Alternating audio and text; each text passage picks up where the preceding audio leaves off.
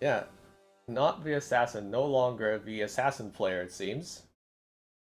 Pivoting towards So the Vigar. given these comps,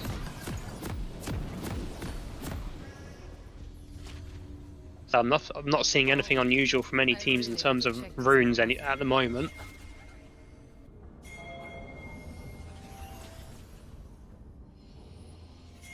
It looks like both teams will just be going for a standard 5-point.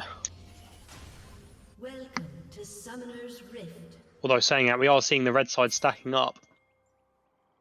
Yeah, perhaps looking to surprise CFFC, trying to sniff out some invade from the other side, but doesn't look like that's going to happen. Yeah, you mentioned those cleanse summoner spells. I mean, Samira does want to win lane, but at the same time, man, if one of these CCs lands on her, then it could just be straight up game over. And you want to stay alive in order to pop that ulti at the end of the day. Like, you're gonna have the shield bow, but if you just get focused down by 3 or 4 people, they can burn through it just as easily.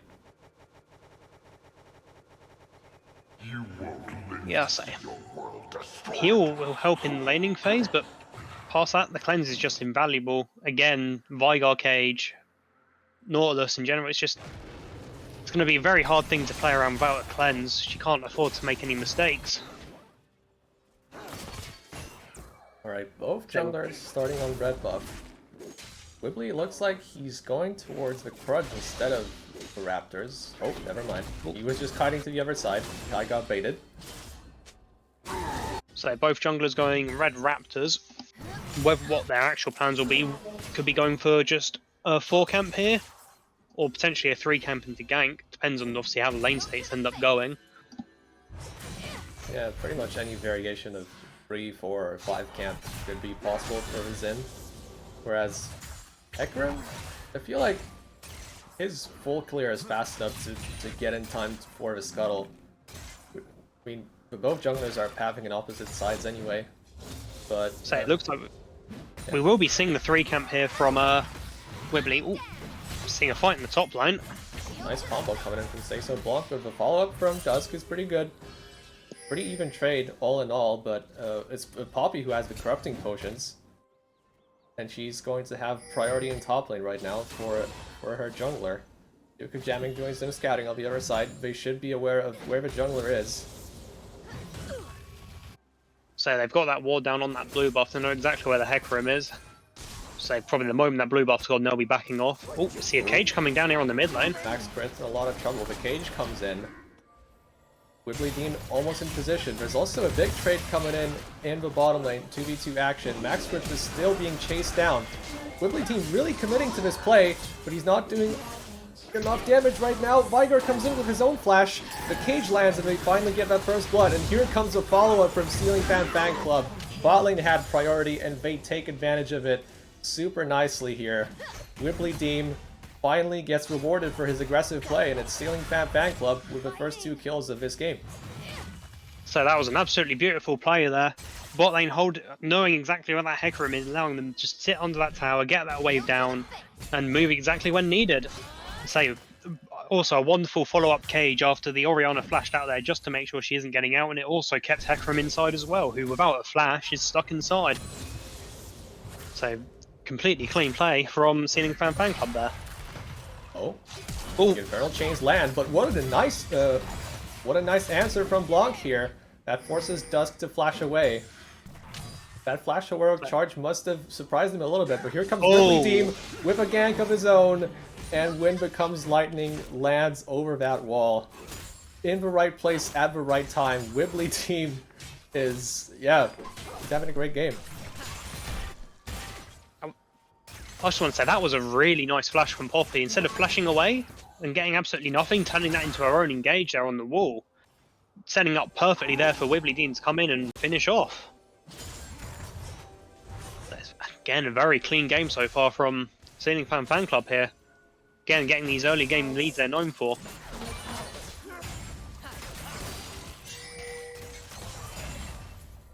So it looks like both junglers will be going back to farming. Oh, we do see a hook land here though.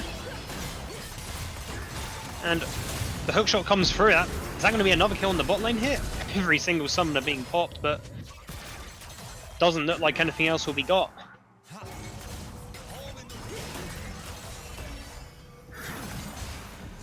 So that was every single summoner gone there from the bot lane.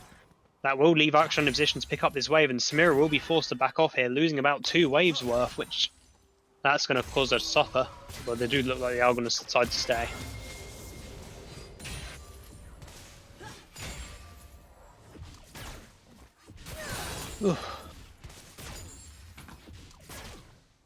Alright, sorry, I'm back. I had to mute myself for just a second. Looks like I didn't really miss much. No kills have happened. You missed every single summoner bot lane bar the Archon flash being popped. Oh, So a very close fight bot lane, but nothing quite happening there in the end. Yeah, but that is 4 summoners blown, and that could be a big signal for WD2 to pay a visit if his timing corresponds with the bot lane's timing. Right now it's a little bit awkward. He's probably going to be forced top side again. But it's not necessarily bad. Black getting a pretty good trade once again against the Aatrox. So he's invested in that Bramble Vest, the essential oils, and he will be face checking here. Block is level 6, so he could use that ultimate to get away, and that he does. So the steadfast presence blocking the Aatrox from going any further, and just Keeper's verdict, making sure Hecarim can't get close either. So we will see them here looking to collapse on the red buff, try and punish the Hecarim that I know where he is. Yeah, the second spawns come in, and I don't know if Ares is aware of this. Well, CFFC, they're just going to start this red buff, and it's up to Dundeeznuts to try and answer to this. They're trying to close down on them. The cage lands onto 2. This is a very good engage from CFFC. Vigar's Event Horizon once again being very effective inside of those skirmishes. They don't take a red buff, but they take another kill, and this topside matchup is getting a lot harder now for Dusk. So yeah, he's bleeding very, very quickly right now. Say this is a Zinzao with 3 kills at 7 minutes. This is a little bit scary right now because this champion runs away with leads very easily. So again, another beautiful cage from Judgy Rocks there in the mid lane to secure more kills. Yeah, this is the sort of stuff that we were talking about before the game, but now, never mind that. Dusk is actually trying to get a kill, finally, onto Blanc. He's still trying to get away. Here comes the jungler, though. WD2D2 is on the scene, and he's going to interrupt this. Aatrox has no flash still. Is he going to die? Not quite, because WD2D2 can't follow up on that audacious charge, but very nice timing once again from CFFC's jungler. Saving his Poppy from staying way too far. Oh. Say he is still looking for the kill here. He's just completely disrespected the Zinzao. He's going to fall next. That opens up a timing for Dundeeznuts to get the dragon potentially, but it doesn't look like CFFC wants to let this one go. Yuka jamming is face checking this dragon. He's going to get CC'd up. The shockwave follows. There was no assistance from his team, so I'm pretty sure the call should have been just let them take the dragon instead. But now Max Crisp taking so much damage. The base damage from Poppy is quite scary indeed. Blanc is still committing to this play, and he should get this kill. The block flare is going to land, but Orion is still alive somehow. But Blanc still keeps going. Yeah, he's pretty much behind enemy lines right now, and he's eventually going to fall. The Action ultimate comeuppance will not get the kill. So a little bit of a slip up here from CFFC, but should be okay in the end. Okay, Wildstorm now committing super hard to this play.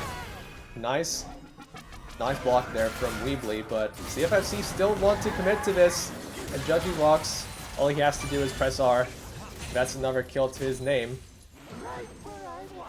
Looking for some more kills maybe, but they're just going to be quite content with the plates here in the mid lane.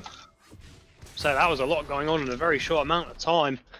We saw Blanc did find that initial pick onto Orianna, but wasn't able to actually get the kill. Doesn't do quite enough damage yet against the Orianna shields with the Aerie, making sure she's going to stay alive.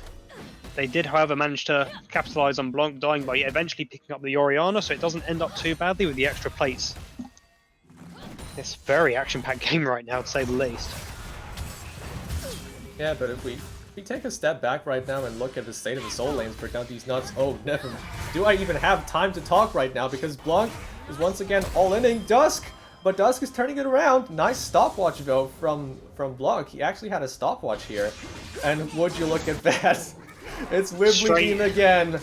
He's not letting him live, but Max Crisp right now getting a solo kill in the mid lane. Dundeeznuts actually fighting back.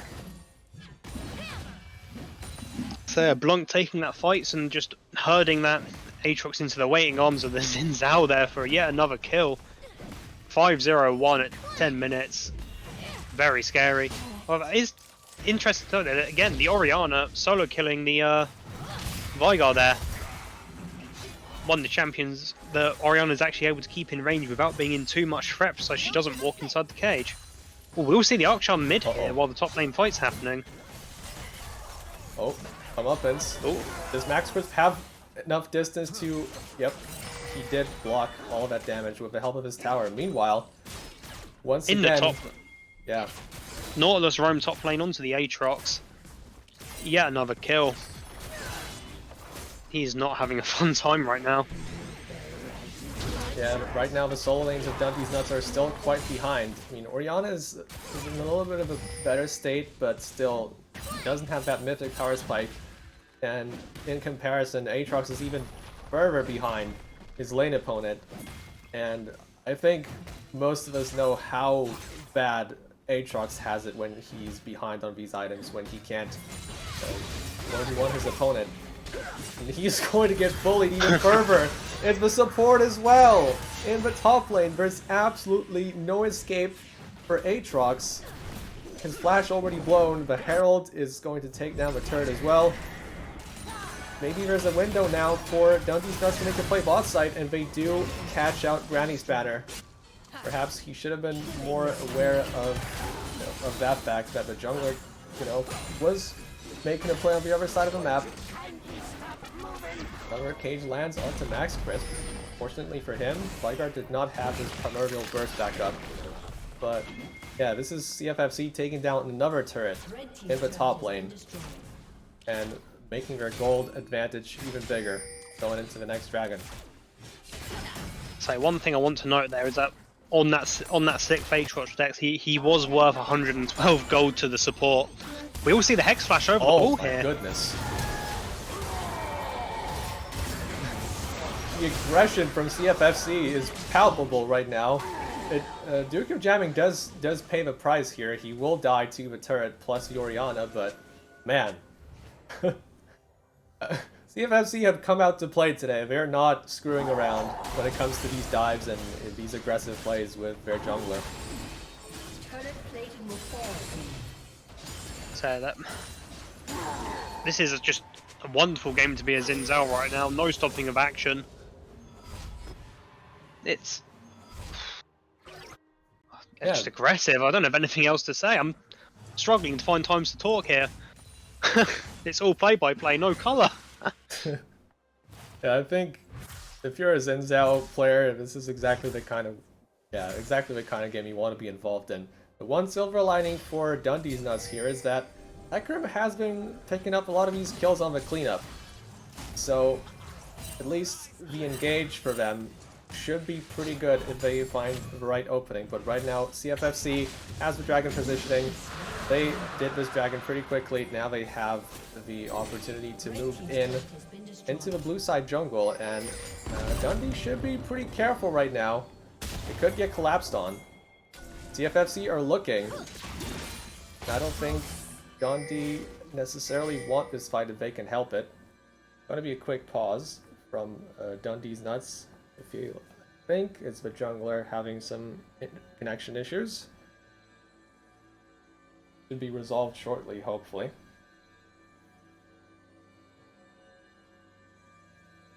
Yeah, just taking a quick look at the Vigar stacks as well. 146 right now for the A Vigar. summoner has disconnected. Looking quite sharp. Has reconnected. Okay.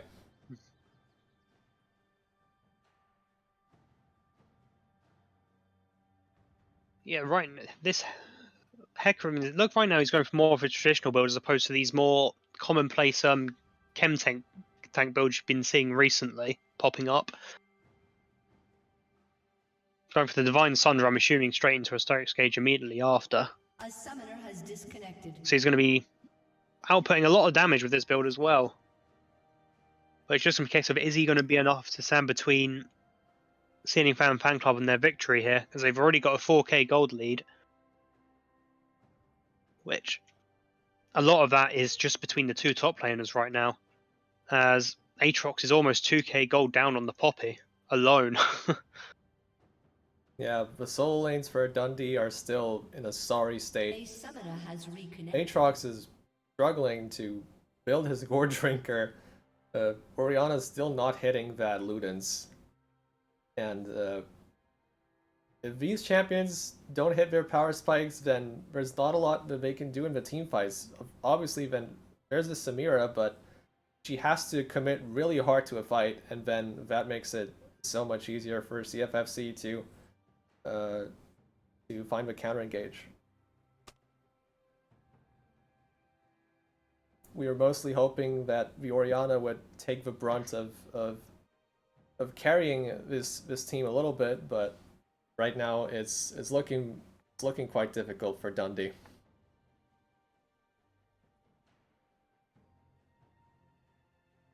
So again, it's going to be a case of, do they find a way to, as we've said before, see if they can exploit Seeing Fan Club in these mid to late game points, pick them out when they're ahead.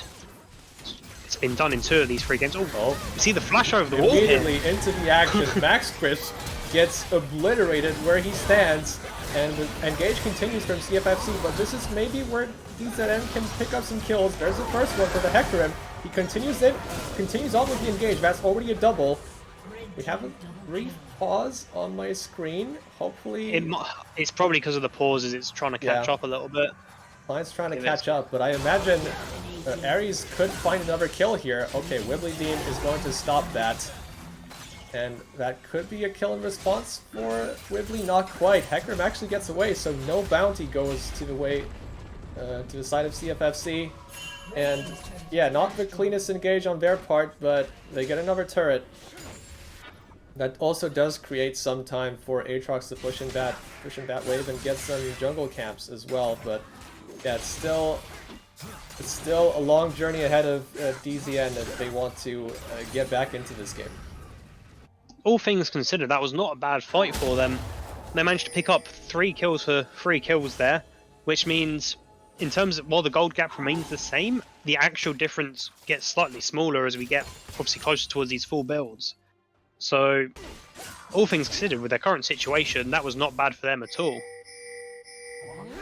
Yeah, and the way CFFC are forcing these fights, I feel like the further we get into the game, the positions that they force in are getting more and more ridiculous. Like, they were forcing right outside of their base, where the tower was still up, like, right near the inhibitor turret as well. CFFC are feeling themselves right now, and I don't think they have to... I don't think their pace has to be this fast when they know they have the Vigar insurance policy and, you know, everything else is still going smoothly. There's no reason to be this frantic with the engages, but I guess it's Wibbly just... Right now he's calling all the shots, and he's going in once again. Nice press and guard to deny some of that damage, but he actually falls to the Aatrox. That's a big shutdown. CFFC goes in straight into the engage, but now it's Dundee winning the fight. It's 2 for 1, 3 for 1. Wibbly getting the resets is going to be another kill, and this is exactly what we were talking about. CFFC not finding the correct engage this time, and they lose the fight badly for the first time this game. Dundeeznuts actually pulling it a little bit back with that gold lead, and this will not mean Baron because we're still 17 minutes into the game. It's actually pretty it's actually pretty early still, but that Rift Herald could be on the table maybe, but what's important here for them is that, man, Weebly getting those free kills, that's going to propel him towards that second item, which, in my opinion, should be Lord Dominic's Regards, or, well, I think that would be a pretty solid choice for him. But yeah, that regardless. That was case in point right there of them biting off more than they can chew, Wibbly going in way too early, and their team trying to follow up, and it's just going in one by one, death by death, feeding this Samira, who's up to this point, while she's been ahead of the enemy carry, hasn't exactly been excelling in gold compared to, say, the Xin Zhao here. Whereas now she just collected pivotal shutdowns, and we will see her building into the Lord Dominic's Regards here. So that was not a gold lead you can be afford to be throwing. As we said, they don't have to play this fast. They can slow it down and just slowly bleed them. And going into this next fight, CFFC will have to be especially vigilant of the Samira and when she actually commits to the fight. Because she's getting stronger by the minute here. And she's going to go towards that Lord Dominic's Regards. No collector. Very nice. Nice itemization. Dab a seal of approval. But regardless, it's 30 seconds until the dragon, and it's actually Dundee with the positioning advantage here. Aatrox keeping tabs on the Poppy on the bottom side of a river. CFFC still trying to find a way in. It looks like they're going to get the 5-man onto this Poppy here. Yeah, they're completely caught out. They just commit towards Blanc, and CFFC are not. Well, they will commit to this mid push, which will force an answer out of Dundee if they don't want to lose an inhibitor. And they have the Herald as well, so I feel like, yeah, this was definitely the right play to make for CFFC. This is an inhibitor falling down. Say that's the Drake tech completely stifled. We'll see Hecarim coming in from behind here. Okay, the inhibitor does come down, but that could mean Dundeeznuts have his window to engage once again. Weebly in a lot of trouble, but he tanks so much damage, and the Vygar is finally unleashed. Now Weebly with the attack though, and that's the first kill going towards Dundee, but Weebly is still popping off. Can he survive the fight? Dundee's actually winning this still. So health bars are so low, but at the end, Dundeeznuts prevail in the fight. Do they have enough time to secure the dragon? Oh, I don't know where you're going, Max Crisp. I think you're dead, buddy. That's a shutdown. Poor Blog, pretty easy to pick up there. And, yeah, not the best fight for CFFC, but judging the circumstances here, I feel like they should be still mostly in time to fight for this dragon. Blank is on the scene, and he could buy some time for his team.